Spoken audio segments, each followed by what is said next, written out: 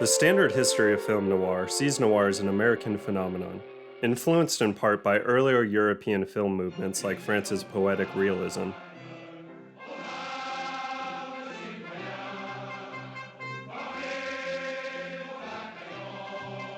or German expressionism.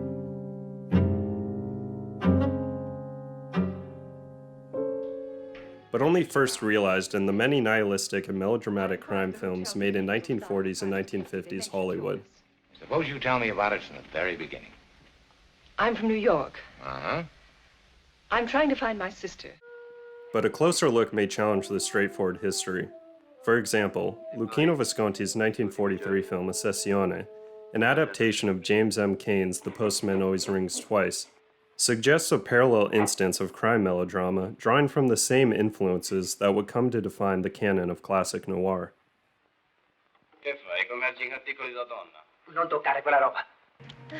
One explanation for noir's emergence in Hollywood and beyond may be the similar political, social, and economic fractures found throughout the global north in the first half of the 20th century.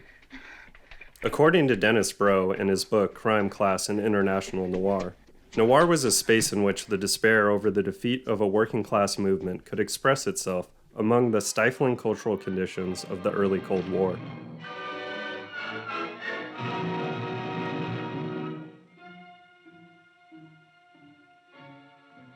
This Cold War dynamic was especially present in Italy, where the vestigial power of a communist-led resistance movement posed an inherent challenge to America's vision for post-war Europe.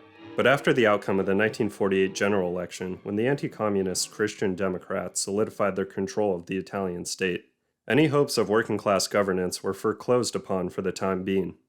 How then does a film like Giuseppe DeSantis' 1949 film Bitter Rice, written and produced before the pivotal election of '48, respond to such conditions? In short, it combines two different modes of post-war filmmaking, noir and neorealism, into a contradictory whole. The hopeful populism of DeSantis' working-class politics are too hopeful for the essential cynicism of noir, while the melodramatic crime elements of the narrative turn DeSantis into something of a pariah for Italian film critics who wanted a pure neorealism, free from the taint of Hollywood style.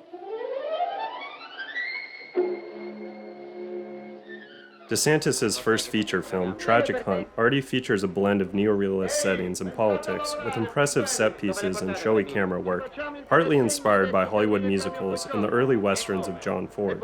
His second film, the exemplary Bitter Rice, continues this synthesis of stylized crime melodrama and leftist political interests. It is set in the Italian countryside, where women work collectively in harsh conditions harvesting rice.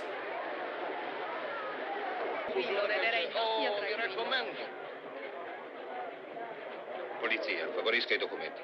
Attenzione! Antuma da sì, al binario numero 6. Dal binario numero 6, The film opens with Walter, a jewel thief, trying to escape from the police.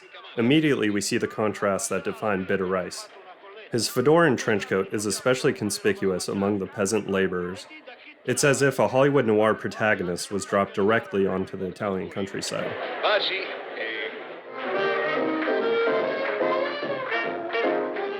The melodramatic plot at the heart of the film is driven by two opposing romances among the rice field workers.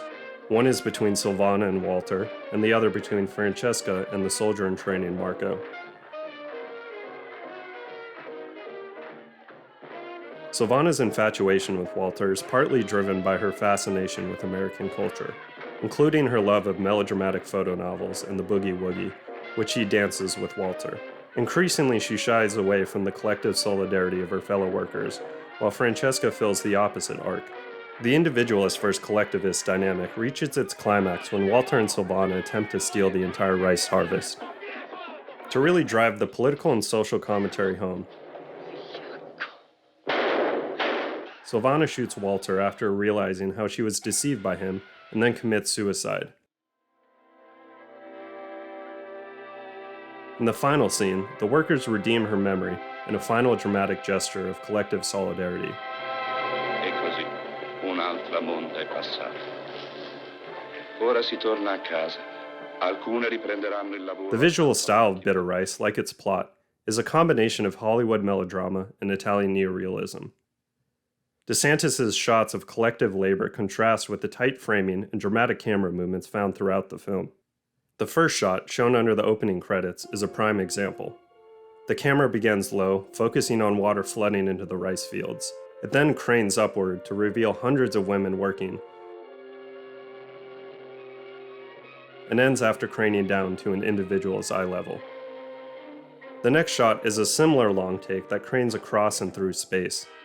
From a close-up of a man wearing a fedora, the camera moves slowly outwards and reveals that he is a radio announcer recording a live report of the women leaving for the countryside.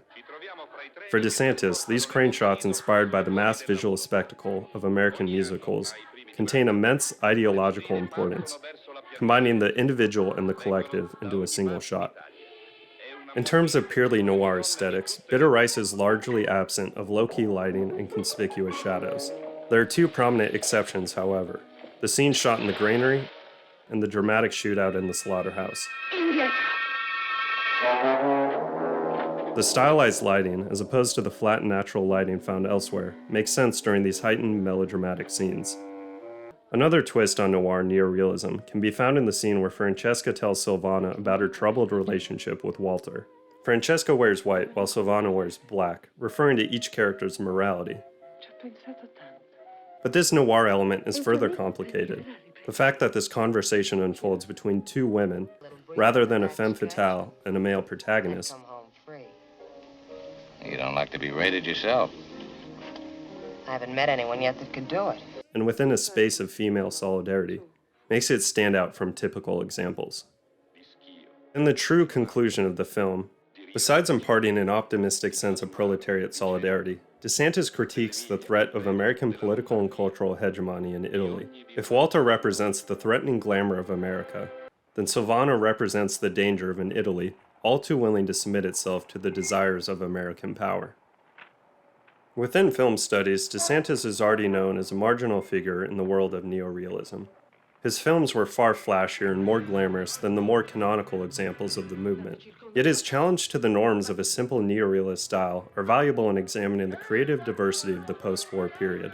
Similarly, placing DeSantis and Bitter Rice in the context of noir can expand not only a geographical understanding of classic noir, but also the ways that it combined with other styles of film before neo-noir came into being a few decades later.